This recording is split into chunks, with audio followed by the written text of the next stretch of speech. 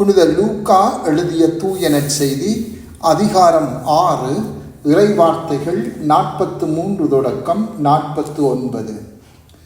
அக்காலத்தில் இயேசு தம் சீடர்களை நோக்கி கூறியது: கெட்ட கனிதரும் நல்ல மரமும் இல்லை, நல்ல கனிதரும் கெட்ட மரமும் இல்லை.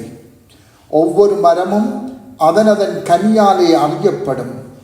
ஏனென்றால் முட்செடிகளில் அத்திப்பழங்களை பறிப்பாரும் இல்லை, முட்புதர்களில் திராட்சை குலைகளை அறுத்து சேர்ப்பாரும் இல்லை. நல்லவர் தம் உள்ளமாகிய நல்ல கருவூலத்தில் இருந்து நல்லவற்றை எடுத்து கொடுப்பர்.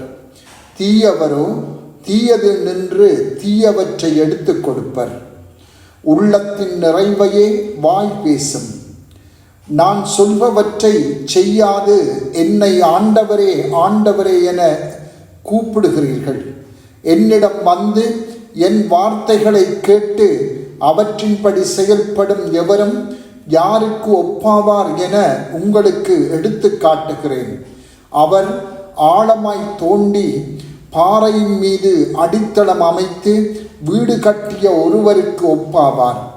வெள்ளம் ஆறாக பெருக்கெடுத்து அந்த வீட்டின் மேல் மோதியும் அதை அசைக்க முடியவில்லை, ஏனென்றால் அது நன்றாக கட்டப்பட்டிருந்தது. நான் சொல்வதை கேட்டும் அதன்படி செயல்படாதவரோ அடித்தளம் இல்லாமல் மண் மீது வீடு கட்டியவருக்கு ஒப்பாவார். ஆறு பெருக்கெடுத்து அதன் மேல் மோதிய உடனே அது விழுந்தது. அவ்வீட்டுக்கு பேரழிவு ஏற்பட்டது. சிந்தனை: எமது வாழ்வின் அல்லது பணியின் திசையை நாம் நிர்ணயித்து கொள்ள, கடந்த கால நிகழ்கால வாழ்வை நாம் ஆய்வு செய்து கொள்ள, எமது வாழ்வு சரியான திசையில் போய்கொண்டிருக்கின்றதா என்று அறிந்து கொள்ள மிகவும் எளிமையான ஓர் உவமையை இன்று இயேசு கூறுகின்றார். கெட்ட கனிதரும் நல்ல மரமும் இல்லை, நல்ல கனிதரும் கெட்ட மரமும் இல்லை. ஒவ்வொரு மரமும் அதனதன் கனியாலே அறியப்படும். நல்ல மரம் எது, நல்ல கனி எது? கெட்ட மரம் எது, கெட்ட கனி எது? எவ்வாறு இவற்றை அறிந்து கொள்வது? ஒரு குருவானவர் பக்தியோடு திருப்பலி ஒப்பு கொடுத்து நல்ல மறையுரையாற்றுகின்றார். மக்கள் அவரை பாராட்டுகின்றனர். இது நல்ல கனியாம். அதே குருவானவர் சமூக பணியில் தன்னை முழுமையாக ஈடுபடுத்தி அந்த கிராமத்தை, மக்களின் வாழ்க்கை தரத்தை உயர்த்துகின்றார். இது நல்ல கனியாம். அல்லது நீதிக்காக, அமைதிக்காக தன் குரலை ஓங்கி ஒலிக்கச் செய்து மக்களின் பாராட்டை பெறுகின்றார். இது நல்ல கனியாம்.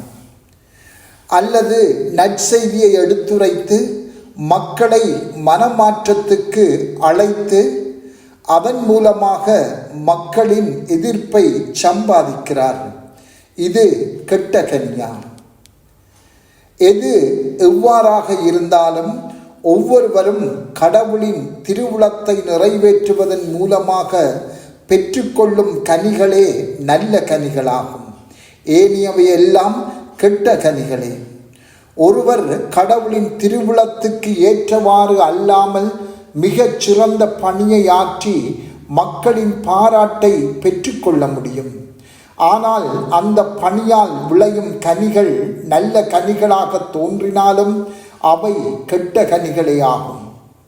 ஏனென்றால் அவை கடவுளுடைய விருப்பத்துக்கு ஏற்றவை அல்ல. அதே போல ஒருவர் கடவுள் விரும்பியது போல தன் பணியை சிறப்பாக செய்கிறார். ஆனால் மக்களின் ஆதரவு அந்த பணிக்கு கிடைக்கவில்லை. அத்தோடு அவர் பல எதிர்ப்புகளையும் சந்திக்கின்றார். ஆயினும் அவரது பணி கொண்டு வரும் கனிகள் நற்கனிகளே ஆகும். ஆனால் இங்குள்ள பெரும் போராட்டம் என்னவென்றால் கடவுளின் திருவுளத்தை எவ்வாறு கண்டறிவது என்பதாகும். நல்ல கனிகள் நிலைத்து நிற்கும், அவை நீண்ட காலம் சுவையூட்டும். கெட்ட கனிகள் சில வேளைகளில் இனிப்பாக இருந்தாலும் நீண்ட காலம் நிலைக்க மாட்டாது. விரைவாக அவை மறக்கப்பட்டுவிடும். அவ்வாறு பார்க்கும்போது வாசகமே பதில் சொல்லுகிறது. என்னிடம் வந்து என் வார்த்தைகளை கேட்டு அதன்படி செயல்படும் எவரும் ஆழமாய் தோண்டி பாறை மீது அடித்தளம் அமைத்து வீடு கட்டிய ஒருவருக்கு ஒப்பாவார். வெள்ளம் ஆராய் பெருக்கெடுத்து அந்த வீட்டின் மேல் மோதியும் அதை அசைக்க முடியவில்லை, ஏனென்றால் அது நன்றாக கட்டப்பட்டிருந்தது.